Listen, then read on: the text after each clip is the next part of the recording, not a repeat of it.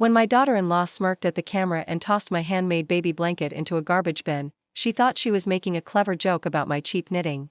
She had no idea she had just thrown away $47,000 and a dying man's last words. My name is Clara Vance, and for 40 years I ran a small tailoring shop where I learned that true value never comes with a designer label. My hands are riddled with arthritis now, so crafting that cream-colored wool blanket took 4 long months of agonizing work.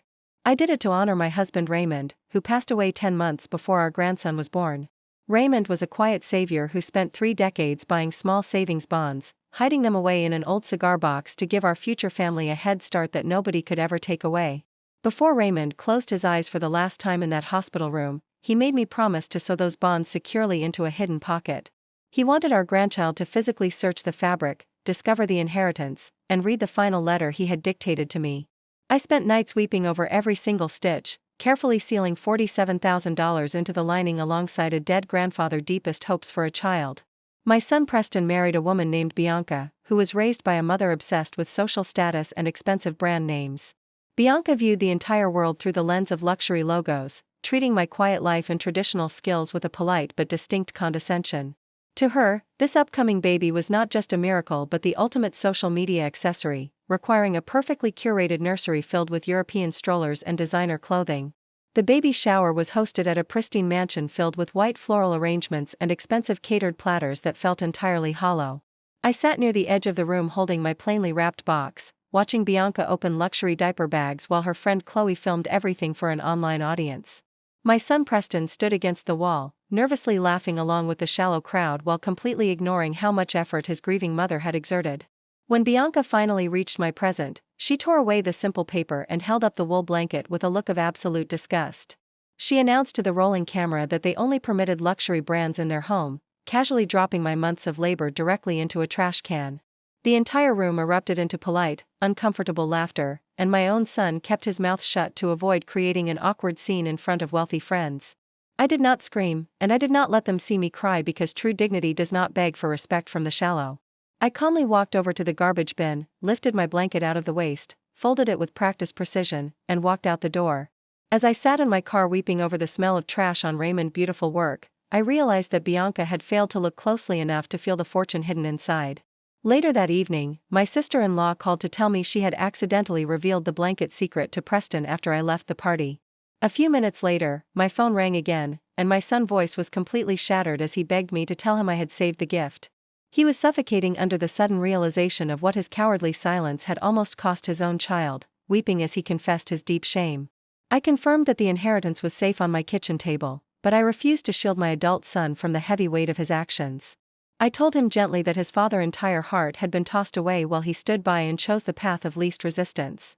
Preston begged for my forgiveness, promising that he would finally stand up to his wife and do whatever it took to make this right for our family.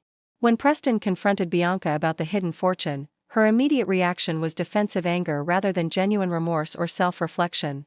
She loudly complained that the entire situation was a malicious trap designed to humiliate her, completely missing the profound cruelty of her own behavior. It proved to me that a person who measures love by a price tag cannot be trusted with an open inheritance, so I decided to take complete control of the situation. I took Raymond's cigar box to a financial professional and officially established a locked educational trust solely for my new grandson, Landon. The $47,000 was legally secured where neither Bianca nor Preston could ever touch, borrow against, or mismanage it for their superficial lifestyle. I then invited the entire family to my house for Sunday dinner, determined to finish what my husband had started by forcing them to look at the truth. The tension in my dining room was thick as we finished our meal around the clean table where the washed blanket sat directly in the center. Bianca looked deeply uncomfortable, while Preston sat silently holding beautiful baby Landon, who shared his grandfather's exact serious expression. I picked up a small seam ripper and began carefully slicing through my own stitches, pulling out the massive stack of savings bonds right in front of their stunned faces. I looked directly into Bianca's pale face and explained that this was the homemade item she had eagerly thrown into the garbage for internet views. I revealed the trust documents and then pulled out Raymond's original letter, reading his final words aloud to the silent room while my hands trembled. My husband had written a beautiful reminder about prioritizing family over material wealth, causing my sister-in-law to weep and forcing Preston to hold his son tightly.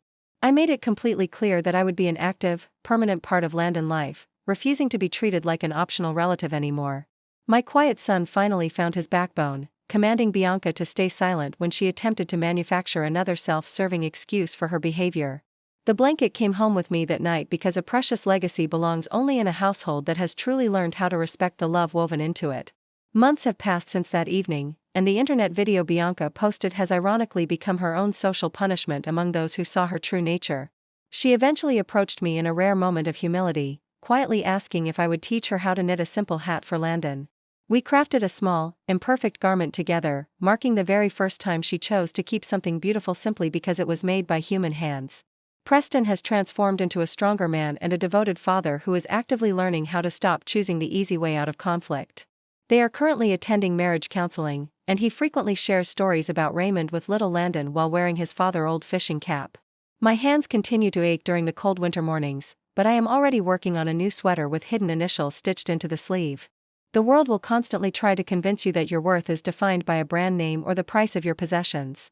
Do not believe that lie, because the most valuable gifts in this life are always the ones crafted with patience and deep affection.